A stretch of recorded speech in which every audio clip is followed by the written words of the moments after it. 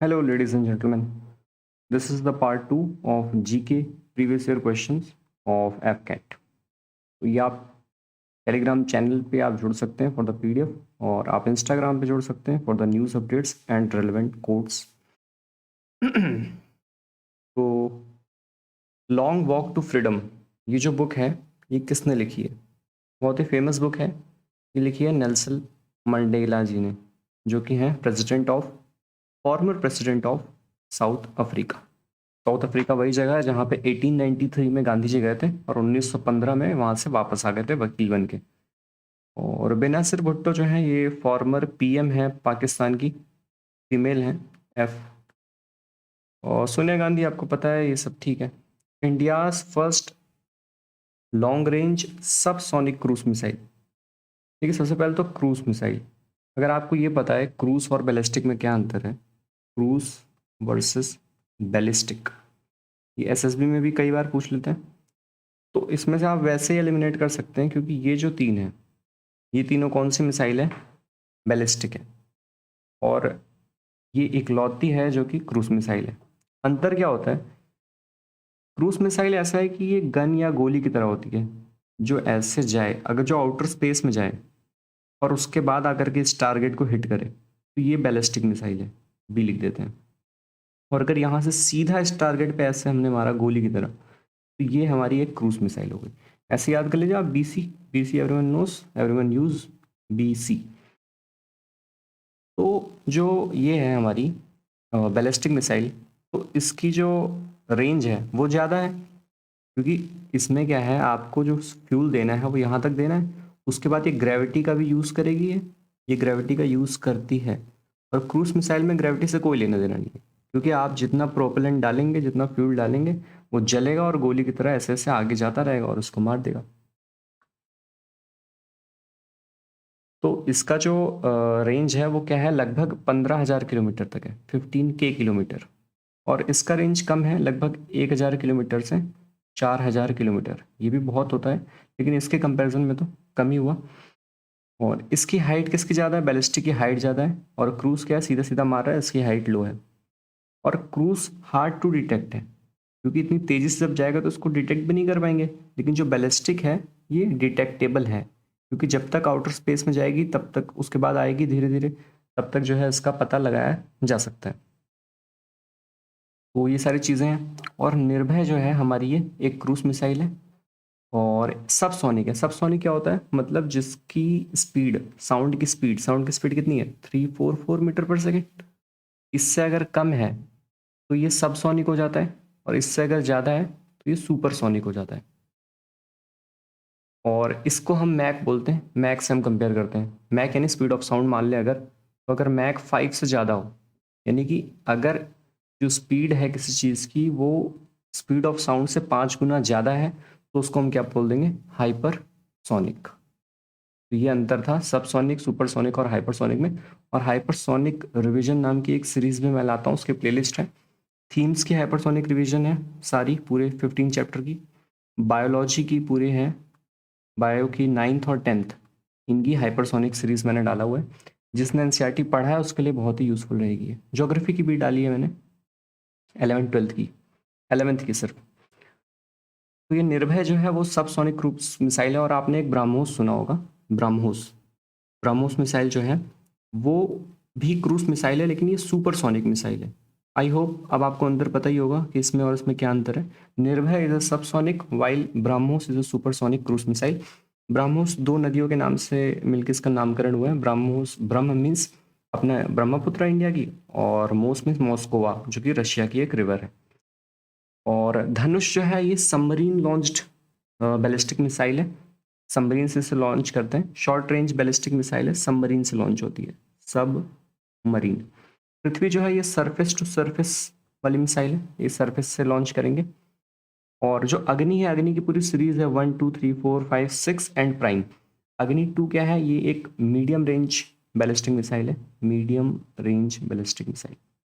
आगे जो 5 और 6 है वो इंटर कॉन्टिनेंटल है, आप एक कॉन्टिनेंट से दूसरे कॉन्टिनेंट भी मार सकते हैं. तो ये सारी चीज़ें थी पूरी मिसाइल के बारे में. आई होप आपको पूरी चीज़ें समझ आ गई होंगी. और ब्रह्मोस की अगर कहें तो ये सुपरसोनिक है, यानी मैक 5 से तो कम ही होगा क्योंकि 5 से ऊपर हाइपरसोनिक होता है। इसकी मैक 3+ है, तकरीबन 3 times the sound of speed. Moving forward, branch of science that studies cell. Cell नाम से दिख रहा होगा, सेल की स्टडी को बोलते हैं साइटोलॉजी। एंटोमोलॉजी होती है इंसेक्ट्स की स्टडी, जूलॉजी का ये पार्ट हो गया। होमोप्लास्टिक कुछ प्लास्टिक सर्जरी से लग रहा है, ये भी बेकार है। और टिश्यू, सेल ही मिल करके टिश्यू बनते हैं, और टिश्यू की स्टडी को बोलते हैं हिस्टोलॉजी। ये बहुत ही पॉपुलर है, कभी ना कभी आता ही है। और विटीकल्चर होता है एक ग्रेप्स के लिए, पीसी कल्चर होता है फिश के लिए, और एपीकल्चर भी होता है शायद हनी बी के लिए। ये सारी चीज़ें हैं। आगे देखते हैं। भारत रत्न जो है इंडिया का हाईएस्ट ऑनर है, civilian honour, given to only 2 foreigners so far. पहले तो देखिए किसको मिला है, एक नेल्सन मंडेला को, जिनका अभी हमने पहले ही क्वेश्चन किया, उनको मिला हुआ है। और दूसरा किसको मिला हुआ है, दूसरा मिला है खान अब्दुल गफ्फार खान, जिनका एक और नाम क्या है, फ्रंटियर गांधी कहते हैं। इनको फ्रंटियर गांधी भी कहते हैं, और इन्होंने ही स्टार्ट किया था वो भारत में स्टार्ट किया था रेड शर्ट्स, या फिर खुदाई खिदमतगार यानी the servants of God, Indian National Congress के साथ। तो ये सारी चीज़ें हैं। और ठीक है। Headquarter of Asian development bank. Asian development bank का हेडक्वार्टर मनीला फिलीपींस में है। अगर कई जगह जो है बहुत ही मनीला में भी कहाँ है, तो कई जगह उसकी लोकेशन भी बताता है, मंडुंगयोंग करके है, मंड्योंग। तो कई जगह आपको लिखा हुआ मिलेगा मंडुंगयोंग मनीला फिलीपींस, ये उसी के अंदर ही है। तो एशियन डेवलपमेंट बैंक जो है इसका हेडक्वार्टर है। और यहाँ के जो वो हैं, क्या कहते हैं उनको, प्रेसिडेंट कहते हैं, क्या कहते हैं, जो चीफ हैं वो कौन है, मस्ता सुगु आसाकावा, मस्त सुगु आसाकावा। और ये कब बना था एशियन डेवलपमेंट बैंक, 1966 में। अच्छा, एक ब्रिक्स अभी बहुत ही न्यूज़ में है। ब्रिक्स है जो 5 कंट्री, इनका भी अपना ही एक बैंक है, जो पहले तो ब्रिक्स डेवलपमेंट बैंक नाम से था, लेकिन इसको रीनेम कर दिया। अभी क्या है, ये एनडीबी है, न्यू डेवलपमेंट बैंक। और इसका हेडक्वार्टर कहाँ है, इसका है शंघाई चाइना में, शंघाई चाइना। और जहाँ से कोरोना वायरस निकला था वो क्या था, वुहान चाइना, वुहान से निकला था। और इसमें क्या बचा, ये सिंगापुर, आपको पता ही, यहाँ पे एरोस्पेस की एक यूनिवर्सिटी भी है। बैंकॉक किसकी कैपिटल है, थाईलैंड की। और जकार्ता किसकी कैपिटल है, इंडोनेशिया की। इंडोनेशिया जो कि पार्ट है एशियान का भी, और एशियान का हेडक्वार्टर यहीं पे है, जकार्ता इंडोनेशिया। और एशियान में 10 कंट्री आती हैं। और अभी जो है इसका नाम कैपिटल इन्होंने इंडोनेशिया ने चेंज कर दिया है, जकार्ता की जगह अब नुसांतरा इनकी कैपिटल है। ये करंट अफेयर्स में था अभी 3-4 महीने पहले। और ये जो बना है ये 2014 में बना है, NDB. World poetry day, poetry, वैसे मेरा एक पोइट्री का चैनल भी है, आप चाहें तो सुन सकते हैं, वैरागी नाम से है, वैरागी पोइट। और वर्ल्ड पोइट्री डे होता है 21 मार्च को। 2 फरवरी को वर्ल्ड वेटलैंड डे होता है। ये कितनी बार आया हुआ है किसी न किसी पेपर में, अभी मेरे ख्याल से CPF में आया था इस बार के, CPF 2022 में आया हुआ है। और 10 अक्टूबर को क्या है, एक मेरी दोस्त है उसका बर्थडे था। और 14 फरवरी को शायद वैलेंटाइन होता है, 13 या 14 को। काजीरंगा नेशनल पार्क किसके लिए फेमस है, सभी को पता है, वन हॉर्न राइनो के लिए। टाइगर तो नहीं, पर लायन के लिए कौन फेमस है, गिर नेशनल पार्क, जो कि कहाँ पे है, गुजरात में है। और डियर, बारासिंघा, एलिफेंट, बारासिंघा भी एक जगह फेमस है। कहाँ का फेमस है बारासिंघा, कान्हा नेशनल पार्क, बारासिंघा, इसको क्या कहते हैं, स्वैम्प डियर, स्वैम्प डियर, जिसे कहते हैं हिंदी में हम बारासिंघा। ये है Kanha national park in MP. MP में बहुत सारे नेशनल पार्क हैं, और यूपी में एक नेशनल पार्क है दुधवा। कांग्रेस प्रेसिडेंट, मद्रास सेशन में कौन थे प्रेसिडेंट सेशन में, जिन्होंने मतलब for the boycott of Simon commission, क्योंकि सैमन कमीशन बहुत ही पॉपुलर क्वेश्चन है।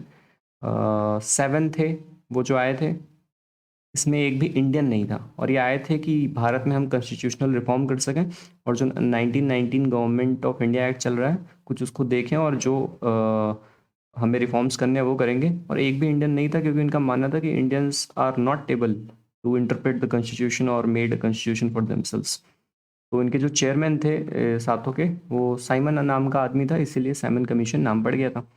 तो इतनी बार क्वेश्चन आया, तो पहली बात ये आया कब था, तो 1927 में ये बना था कमीशन, और 1928 में भारत आया था। तो 27 में ही मद्रास सेशन की गई कि भाई ये इसको हमें बॉयकॉट करना है। तो उसके जो हेड थे वो कौन थे, अंसारी जी, ये थे। तो कितनी बार ऐसा भी क्वेश्चन आता है कि साइमन कमीशन को बॉयकॉट करने के लिए किस सेशन में बात कही गई, तो इट वॉज मद्रास सेशन। और अबुल कलाम आज़ाद, अब ये एपीजे अब्दुल कलाम नहीं समझना है, एपीजे अब्दुल कलाम अलग हैं, अबुल कलाम आज़ाद अलग हैं। When I was young, young नहीं, व्हेन आई वाज बच्चा, तो मैं कंफ्यूज हो जाता था, मुझे लगता था ये अब्दुल क्या है नहीं लिख रहे हैं, अबुल अबुल क्या होता है। But Abul Kalam Azad was our first education minister of independent India. जो पहले जो ये थे अपने एजुकेशन मिनिस्टर, वो यही थे, अबुल कलाम आज़ाद, मौलाना मौलाना अबुल कलाम आज़ाद। लाला लाजपत राय का जो इनको नाम दिया गया है वो क्या है, पंजाब केसरी। और इनकी फिर 1928 में ही यही लाठी चार्ज में इनकी ये शहीद हो गए थे। और लाल बाल पाल, आपको पता होगा एक एक्रोनिम चलता है, लाल बाल पाल। लाल मीन्स लाल लाजपत राय, ये बहुत एक्सट्रीमिस्ट थे। बाल मीन्स बाल गंगाधर तिलक, जिन्होंने वो भी कहा था कि Swaraj is my birth right and I shall have it. और पाल कौन है, बिपिन चंद्र पाल। सुभाष चंद्र बोस साहब, ये आपको बताइए कि ये भी दो बार थे, 1938 में थे ये हरिपुरा सेशन में ये प्रेसिडेंट थे, और 1939 में ये त्रिपुरी सेशन में प्रेसिडेंट थे। फिर त्रिपुरी सेशन में इन्होंने रिजाइन कर दिया due to differences with the Gandhi ji and Indian National Congress. फिर इन्होंने अपनी एक कमेटी बनाई जो कि है फॉरवर्ड ब्लॉक कमेटी, ये सुभाष चंद्र बोस जी का था। और इन्होंने ही गांधी जी को कहा था father of nation. Father of nation इन्होंने रेडियो से कहा था रंगून में, जब ये थे म्यांमार में 1944 में, फादर ऑफ नेशन। और गांधी जी ने फिर इनको कहा था king among the patriots, sorry prince among the patriots, Gandhi ji ने इनको कहा था। तो ये सारी चीज़ें हैं। Which was the ruling over north India at the time of Alexander's invasion. एक मिनट,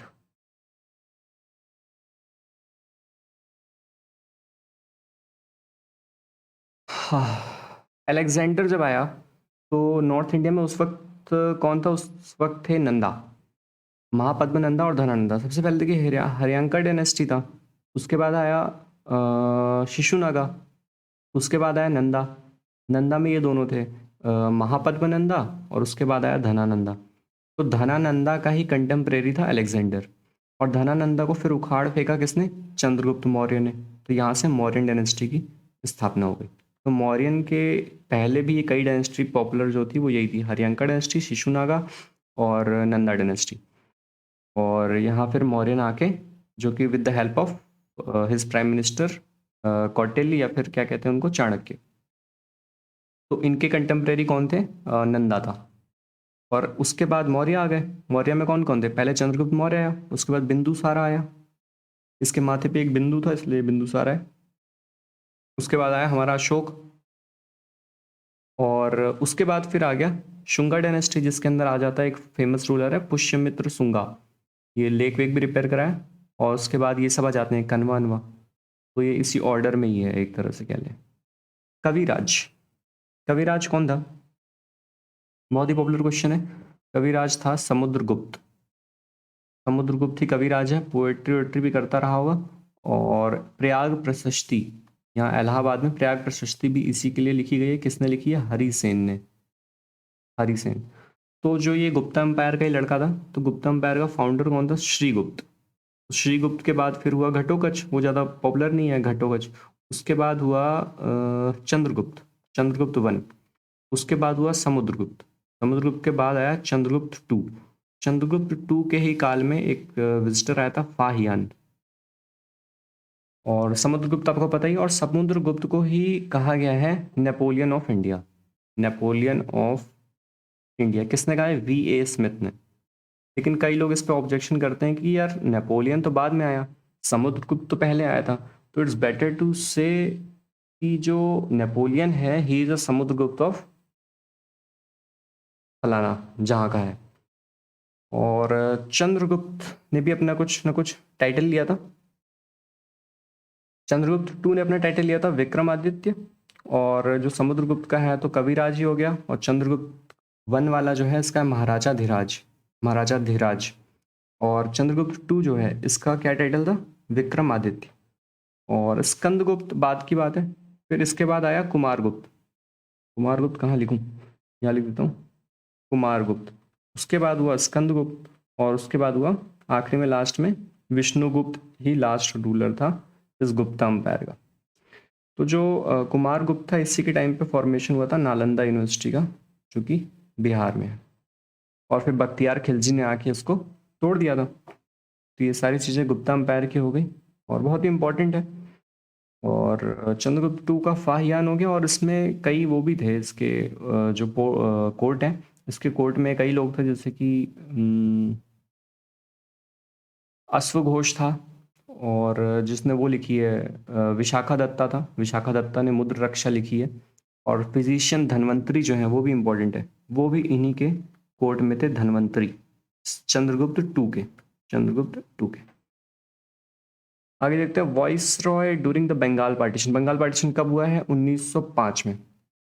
और फिर जब ये पार्टीशन हुआ था तो बहुत ही दुखी थे, हिंदू और मुस्लिम का एक तरह से विभाजन हो गया था।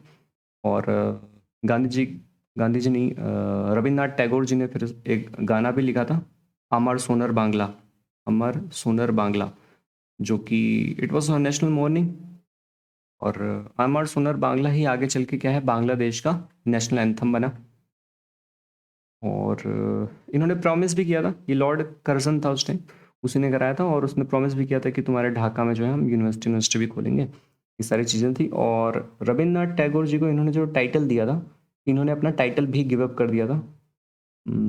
ये सारी चीज़ें। लॉर्ड मायो, ये जो वॉइस रॉय है, ये इकलौता वॉइस रॉय है जो कि मर्डर हो गया था in the office, murder in office, और कोई ऑफिस में मर्डर नहीं हुआ था।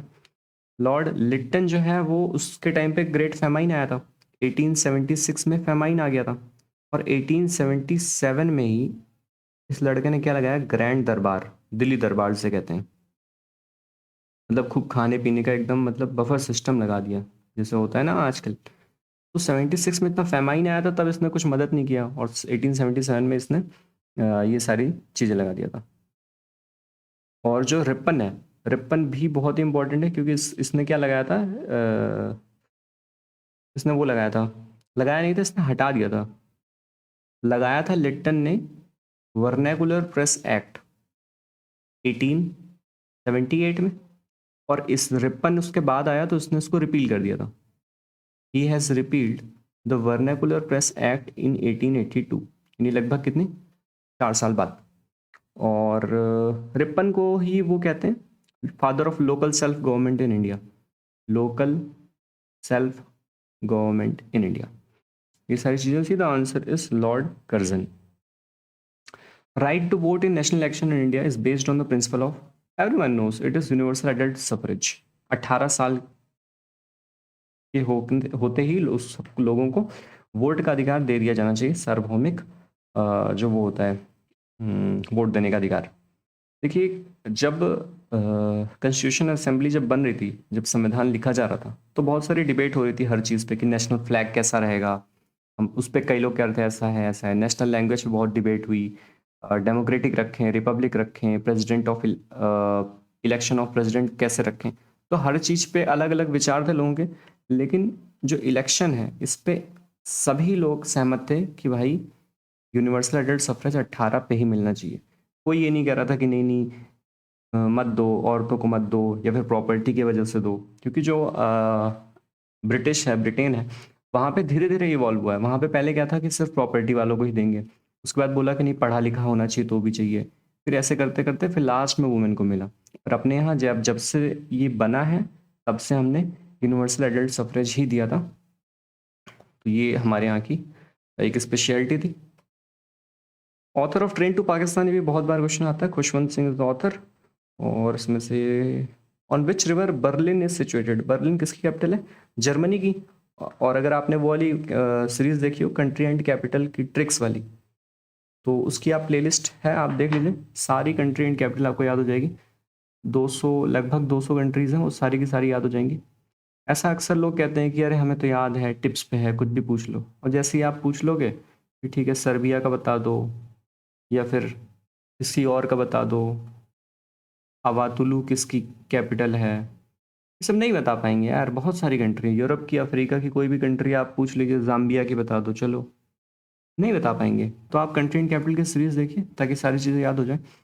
बर्लिन, ये तो पता होना चाहिए तभी आप कर पाएंगे। स्प्री नाम की एक रिवर है, उसके बगल में ये बर्लिन सिटी स्थित है। ईरावादी तो देखिए हो ही नहीं सकता, एक ही आप एलिमिनेट कर सकते हैं इसमें, क्योंकि ईरावादी जो है वो म्यांमार में है। NCERT class 11th geography. First women to climb Mount Everest. Mount Everest आपको पता ही है, नेपाल में है। 8848 मीटर है, और धीरे धीरे ये बढ़ भी तो रही है, क्योंकि जब टेक्टोनिक प्लेट्स इधर वाली उधर वाली लड़ेंगी तो ये और ऊपर जाएगी, तो ये धीरे धीरे जो है और बढ़ रही है। तो लगभग ये 8849 हो चुकी है अभी, 49 या 5 भी कह लें, 1.5 मीटर और बढ़ चुकी है।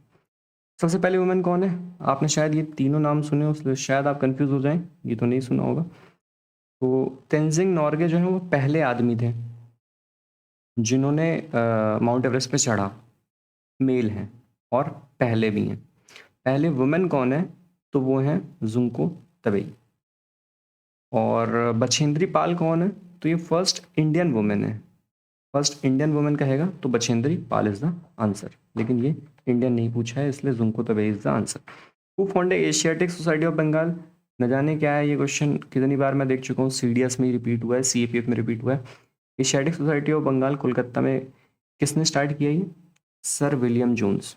बहुत ही पॉपुलर क्वेश्चन है, बहुत ही पॉपुलर क्वेश्चन, मतलब बहुत बार ये हमेशा देखने को मिलता है।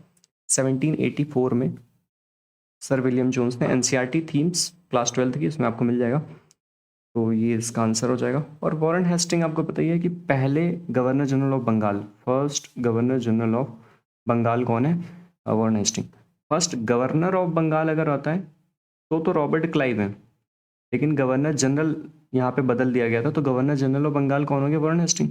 फिर गवर्नर जनरल ऑफ इंडिया अगर कहें, इंडिया, तो ये विलियम बेंटिक हो जाएगा, और उसके बाद उसको चेंज करके वॉइस रॉय कह दिया। जो पहले वॉइस रॉय थे वो लॉर्ड कैनिंग हो जाएगा। कहाँ गया? कैनिंग हो जाएगा। तो ये सारी चीज़ें, और ये तो पता नहीं। लॉर्ड कार्निवल्स, कार्निवल्स वही है, हिस्ट्री थीम्स में आपको मिल जाएगा। परमानेंट सेटलमेंट जो है इसी ने लाया था, परमानेंट सेटलमेंट 1793 में। और इसको वो भी कहते हैं father of civil services in India, civil services in India. आप में से कई लोग अभी सिविल सर्विसेज की तरफ भी जाएंगे। और ये सारी चीज़ें थी, ख़त्म है। यंगेस्ट माउंटेन रेंज, यंगेस्ट कौन सी है? वो तो हिमालय बता ही रहा है, इवॉल्व कर ही रही है अभी, इधर नेपाल से, उधर यूरेशियन वाली जो प्लेट है वो लड़ती है, तो और जो है कन्वर्जेंट कन्वर्जेंट प्लेट बाउंड्री होती है, और वो और ज़्यादा बढ़ रही है, तो इट इज़ द यंगेस्ट। और भारत की ओल्डेस्ट कौन सी है? तो वो अरावली है, अरावली भारत की ओल्डेस्ट है। और बाकी इंडस आपको पता है साउथ अमेरिका में, ऐसे ये साउथ अमेरिका है, अगर अगर मैं इसको नॉर्थ अमेरिका बना दूँ, ये अफ्रीका हो जाएगा, ये ऐसे यूरोप कर देते हैं, यूरोप, और ये एशिया, और इधर ये भी, ये अपना प्यारा भारत, ये ऑस्ट्रेलिया। तो ये अगर साउथ अमेरिका है तो यहाँ पे कौन है? इंडस। और यहीं पे आटाकामा डेजर्ट आपको मिलेगा, बहुत ही ड्राइस्ट रीजन है, यहाँ पे आपको इंडस मिलेगा। और अर्थ सरफेस पे सबसे लॉन्गेस्ट रेंज जो है वो यही है, इंडस। और रॉकीज माउंटेन आपको इधर मिल जाएगा नॉर्थ अमेरिका में, इधर। और आल्प्स आपको नॉर्थ अमेरिका में इधर मिल जाएगा। नहीं, आल्प्स नहीं मिलेगा, यहाँ पे है अपचैलियंस, अपचैलियन करके। आल्प्स आपको मिलेगा इधर यूरोप में, यूरोप में आपको मिलेगा आल्प्स। इसको थोड़ा मैं ठीक कर देता हूँ, यहाँ पे चिलियंस है, आल्प्स आपको मिलेगा इधर, और यहाँ पे आपको मिलेगा यूराल। यूराल माउंटेन जो है वो यूरोप को रशिया से अलग करता है, या फिर यूरोप को एशिया से अलग करता है। ये सारी चीज़ें, हिमालय आपको पता ही है, और यहाँ पे अरावली आ जाएगी जो भारत की सबसे ओल्डेस्ट है। स्लैश एंड बर्न, इतनी बार ये क्वेश्चन रिपीट हुआ है, आगे भी होगा। स्लैश एंड बर्न जो खेती है जिसमें हम खेत को जला देते हैं और फिर कुछ दिन के लिए छोड़ देते हैं ताकि so that it can recover it's fertility. तो इसके अलग अलग देशों में अलग अलग नाम हैं, और यही नहीं, अभी और सुनिए, भारत में भी अलग अलग जगह पे इसको अलग अलग नाम से कहते हैं। सबसे ज़्यादा पॉपुलर तो झूम है, और लेकिन इंडोनेशिया में इस स्लैश एंड बर्न कल्टीवेशन को क्या कहते हैं? झूम तो इंडिया में कहते हैं, इंडोनेशिया में कहते हैं लडांग। इंडोनेशिया और मलेशिया, ये इसकी पूरी टेबल ये एनसीईआरटी में दी हुई है, क्लास 7th में दिया है शायद, तो आप ये पूरा याद कर लीजिए तो ही ठीक रहेगा। जैसे कि इंडोनेशिया में कहते हैं लडांग, मलेशिया में भी यही कहते हैं, मलेशिया में भी यही कहते हैं। मिल्पा कहाँ कहते हैं? मिल्पा कहते हैं हमारा एम है मैक्सिको और सेंट्रल अमेरिका, अमेरिका और सेंट्रल अमेरिका और मैक्सिको में मिल्पा कहते हैं। और मसोले कहते हैं अफ्रीका में, मसोले। सेंट्रल, एक मिनट ये माइक नहीं चल रहा, सेंट्रल अफ्रीका में कहते हैं मसोले। और क्या है? रे कहते हैं वियतनाम में, और मिल्पा, लडांग, 2-3 और है इसमें, जैसे कि रोका, रोका होता है ब्राज़ील में। और क्या इंपॉर्टेंट है इसमें? एक वेनेजुएला में कहते हैं कोनोकाऊ, कोनोकाऊ कहते हैं वेनेजुएला में। जो सबसे ज़्यादा पॉपुलर है वो यही दोनों आता है क्वेश्चन, मिल्पा और लडांग। आपको याद रखना है कि लडांग बोलते हैं इंडोनेशिया और मलेशिया में, मिल्पा बोलते हैं सेंट्रल अमेरिका और मैक्सिको में, और ये भी बहुत इंपॉर्टेंट है मसोले सेंट्रल अफ्रीका में। कितनी बार सीडीएस में मैच द फॉलोइंग में ही आया हुआ है ये। और आखिरी क्वेश्चन है यहाँ, 38 पैरेलल किसके किसके बीच है? तो साउथ कोरिया, नॉर्थ कोरिया। ऐसे south Korea, north Korea, south Korea, तो इनके बीच ये जो लैटिट्यूड है, जो लेटा हो लैटिट्यूड, तो अगर यहाँ 0 डिग्री है तो ऐसे ऐसे करते करते ये 38 डिग्री में मिलता है, इसलिए इसको नॉर्थ कोरिया और साउथ कोरिया की जो बाउंड्री है उसे हम क्या कहते हैं? 38 पैरेलल।